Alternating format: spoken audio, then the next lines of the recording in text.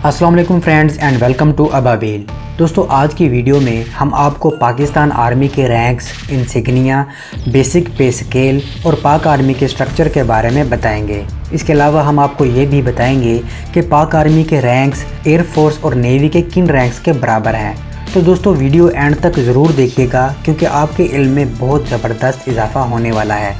पाक आर्मी में रैंक्स को 3 हिस्सों में तकसीम किया गया है, जो कि commissioned officer ranks, junior commissioned officer ranks, non commissioned officer ranks या अदर रैंक्स हैं। तो दोस्तों सबसे पहले बात करते हैं सोल्जर्स की, जिसका कोई रैंक या इंसिग्निया नहीं होता। पाकिस्तान में सोल्जर्स की बेसिक पे स्केल 5 है। इसके बाद आते हैं एनसीओ यानी नॉन कमीशन्ड ऑफिसर्स। इस कैटेगरी में सबसे नीचे लांस नैक होता है, जो कि सोल्जर से प्रमोट होकर ही बनता है। लांस नैक की बेसिक पे स्केल 6 होती है। इसका इंसिग्निया एक सिंगल स्ट्रिप होती है। इसके बाद नैक आता है, जिसका इंसिग्निया डबल स्ट्रिप और बेसिक पे स्केल 6 या 7 होती है। नैक के बाद आते हैं हवलदार, जिसे अंग्रेज़ी में सार्जेंट भी कहा जाता है। हवलदार तीसरा बड़ा नॉन कमीशन्ड ऑफिसर है। हवलदार की बेसिक पे स्केल 7 या 8 होती है। इसके बाजू पर 3 स्ट्रिप के निशान होते हैं। आपको बता दें कि एक हवलदार के अंडर कमांड 3 नैक होते हैं और एक नैक के अंडर कमांड 10 सोल्जर होते हैं और इन 10 सोल्जर में से एक सीनियर होता है जिसे लांस नैक कहते हैं। इसी तरह हवलदार के अंडर कमांड 3 नैक में से एक लांस हवलदार होता है। दोस्तों लांस नैक और लांस हवलदार एजाजी तौर पर परफॉर्मेंस और अच्छे रिकॉर्ड की बिना पर कंपनी कमांडर की तरफ से बनाए जाते हैं। इसके अलावा नॉन कमीशन ऑफिसर या अदर रैंक्स में कंपनी क्वार्टर मास्टर हवलदार, कंपनी हवलदार मेजर, बटालियन क्वार्टर मास्टर हवलदार, बटालियन हवलदार मेजर भी होते हैं। इन रैंक्स की बेसिक पे स्केल तो हवलदार के बराबर ही होती है, लेकिन इनको खास अपॉइंटमेंट्स दी जाती हैं, जिसकी वजह से ये रुतबे और सीनियरिटी में हवलदार से ऊपर होते हैं। दोस्तों आपको बता दें कि एक बटालियन या यूनिट में 3 कंपनियां या बैटरियां होती हैं, जिनके मुख्तलिफ नाम होते हैं, जैसा कि अल्फा, ब्रावो और चार्ली। एक कंपनी में 7 से 8 हवलदार होते हैं और इन हवलदारों में से सीनियर या काबिल हवलदार को कंपनी क्वार्टर मास्टर हवलदार बना दिया जाता है, जो कंपनी के खाने पीने, साजो सामान, सोल्जर्स की किट और दूसरी इक्विपमेंट्स फराहम करने का जिम्मेदार होता है। इसी तरह इन हवलदारों में से सीनियर और काबिल हवलदार को कंपनी हवलदार मेजर या बटालियन हवलदार मेजर बना दिया जाता है, जिसे फौजी CHM या BHM कहते हैं।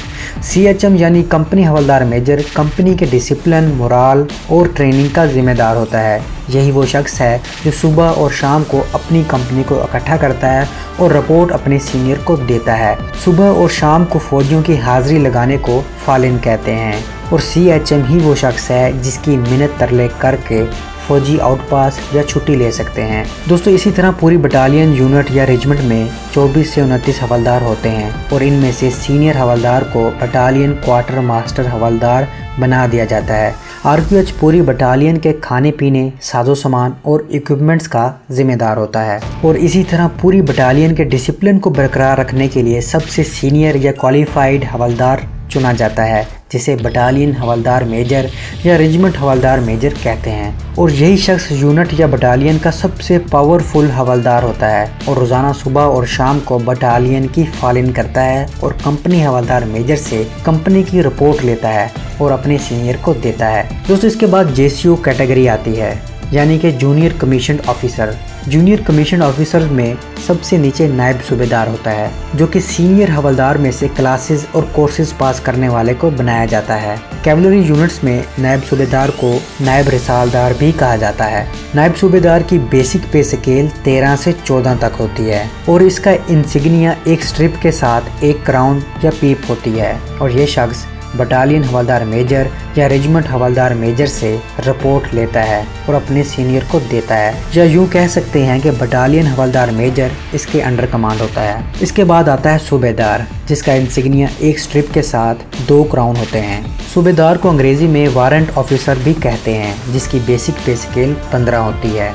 सूबेदार के बाद आता है यूनिट का बाप, जिसे सूबेदार मेजर कहते हैं। अंग्रेजी में इसे चीफ वारंट ऑफिसर कहा जाता है। सूबेदार मेजर की बेसिक पे स्केल 16 होती है और इसका इंसिग्निया एक स्ट्रिप के साथ एक चांद और सितारा होता है। सूबेदार मेजर को उसकी कारकर्दगी देख के एजाजी तौर पर लेफ्टिनेंट और कैप्टन भी बनाया जा सकता है, लेकिन ये लाजमी नहीं होता और ये सिर्फ एजाजी तौर पर हो सकता है। सूबेदार मेजर पाक आर्मी में वो सबसे बड़ा रैंक है जिसे एक आम सिपाही अचीव कर सकता है, बशर्ते ये कि सिपाही ने कमीशन टेस्ट पास ना किया हो। अगर सिपाही सर्विस के दौरान कमीशन टेस्ट पास कर लेता है तो वो कमीशन ऑफिसर्स में शामिल हो सकता है। बाकी सूबेदार मेजर को यूनिट का बाप इसलिए कहा जाता है कि ये वो वाहिद शख्स है जिसने एक ही यूनिट में सबसे ज़्यादा अरसा गुजारा, सबसे ज़्यादा तजर्बा इसके पास होता है।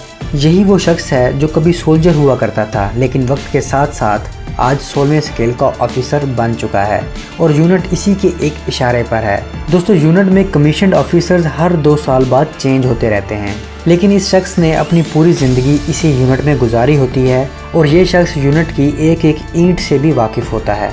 दोस्तों, इसके बाद आते हैं कमीशन्ड ऑफिसर्स, जिसमें सबसे नीचे सेकंड लेफ्टिनेंट होता है जिसकी बेसिक पे स्केल 17 और इंसिग्निया 1 क्राउन होता है। आमतौर पर पाक आर्मी में सेकंड लेफ्टिनेंट 6 माह में ही प्रमोट होकर लेफ्टिनेंट बन जाते हैं। सेकंड लेफ्टिनेंट एयरफोर्स के पायलट ऑफिसर और नेवी के मिडिल शिप मैन के बराबर होता है।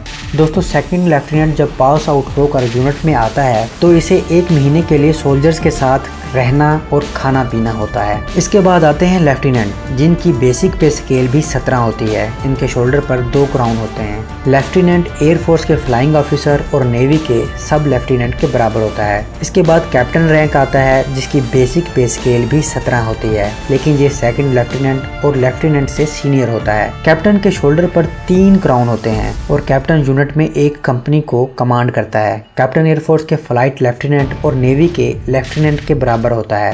कैप्टन के बाद मेजर का रैंक आता है जिसका इंसिग्निया 1 क्रेसेंट एंड स्टार है। मेजर की बेसिक पे स्केल 18 होती है। मेजर को फील्ड ऑफिसर्स का सबसे जूनियर ऑफिसर समझा जाता है। मेजर को टिपिकली ऑपरेशन ऑफिसर्स के तौर पर भी असाइन किया जाता है। मेजर 2IC यानी सेकंड इन कमांड के तौर पर भी काम करता है, यानी लेफ्टिनेंट कर्नल की गैर मौजूदगी में ये पूरी यूनिट या रेजिमेंट को कमांड करता है। मेजर पाक एयरफोर्स के स्क्वाड्रन लीडर और नेवी के लेफ्टिनेंट कमांडर के बराबर होता है। मेजर के बाद लेफ्टिनेंट कर्नल आते हैं जिनकी बेसिक पे स्केल 18 होती है और इंसिग्निया 1 क्राउन और 1 क्रेसेंट एंड स्टार होता है। लेफ्टिनेंट कर्नल को आमतौर पर पूरी बटालियन और रेजिमेंट का चार्ज दिया जाता है। ये रैंक एयरफोर्स के विंग कमांडर और नेवी के कमांडर के बराबर होता है। इसके बाद सीनियर रैंक कर्नल आता है जिसे फौजी ज़बान में फुल कर्नल भी कहा जाता है। इस रैंक की बेसिक पे स्केल 19 होती है और insignia 2 crown and 1 crescent and star होता है। ये रैंक एयरफोर्स के ग्रुप कैप्टन और नेवी के कैप्टन के बराबर होता है। Colonel rank senior military ranks में शुमार होता है। दोस्तों, इसके बाद जनरल ऑफिसर्स या स्टार ऑफिसर्स आते हैं जिनमें 1 स्टार ऑफिसर ब्रिगेडियर भी शामिल है। ब्रिगेडियर की बेसिक पे स्केल 20 होती है और इसका insignia 3 crown and 1 crescent and star होता है। ये रैंक नेवी के कमोडोर और एयरफोर्स के एयर कमोडोर के बराबर होता है। ब्रिगेडियर एक पूरे ब्रिगेड को कमांड करता है और एक ब्रिगेड में 3 या 3 से ज्यादा यूनिट्स होती हैं। दोस्तों, इसके बाद 2 स्टार ऑफिसर मेजर जनरल आता है। मेजर जनरल की बेसिक पे स्केल 21 होती है और इसका insignia 1 cross baton and sabre और 1 क्राउन होता है। यह ऑफिसर नेवी के रियर एडमिरल और एयरफोर्स के एयर वाइस मार्शल के बराबर होता है। मेजर जनरल डिवीजन को कमांड करता है और एक डिव में कम से कम 3 ब्रिगेड होते हैं। और आपको ये भी बता दें कि पाकिस्तान आर्मी में 3 फौजी खवातीन मेजर जनरल के ओहदे पर फायज हो चुकी हैं, जिनमें पहली शाहिदा मलिक, दूसरी शाहिदा बादशाह और तीसरी निगार जौहर खान है। दोस्तों, इसके बाद 3 स्टार लेफ्टिनेंट जनरल आता है जिसकी बेसिक पे स्केल 22 है और insignia 1 cross baton and sabre और 1 क्रेसेंट एंड स्टार है। ये रैंक नेवी के वाइस एडमिरल और एयरफोर्स के एयर मार्शल के बराबर होता है। लेफ्टिनेंट जनरल पूरी एक आर्मी कोर को कमांड करता है और एक कोर में कम से कम 3 डिव होते हैं, लेकिन पाक आर्मी में कुछ कोर्स के 2 डिव भी हैं। लेफ्टिनेंट जनरल बैटल फील्ड में 2IC के तौर पर भी काम करता है। दोस्तों, पाकिस्तान आर्मी में इस टाइम 28 लेफ्टिनेंट जनरल मौजूद हैं और पाकिस्तान में कोर्स की तादाद 11 हैं, लेकिन इसका मतलब ये नहीं है कि 11 कोर्स हैं तो लेफ्टिनेंट जनरल की तादाद भी 11 ही होनी चाहिए। इनके अलावा और भी अपॉइंटमेंट्स होती हैं और इतनी बड़ी आर्मी के लिए 28 लेफ्टिनेंट जनरल भी थोड़े हैं। लेफ्टिनेंट जनरल के बाद आता है आर्मी का सबसे बड़ा ओहदा जनरल का, जो कि नेवी के एडमिरल और एयरफोर्स के एयर चीफ मार्शल के बराबर होता है। इस रैंक का insignia 1 cross baton and sabre, 1 crown and 1 crescent and star है। पाकिस्तान आर्मी के 2 जनरल हैं, एक chief of army staff general Qamar Javed Bajwa और दूसरे chairman joint chief of staff general Zubair Mahmood Hayat हैं।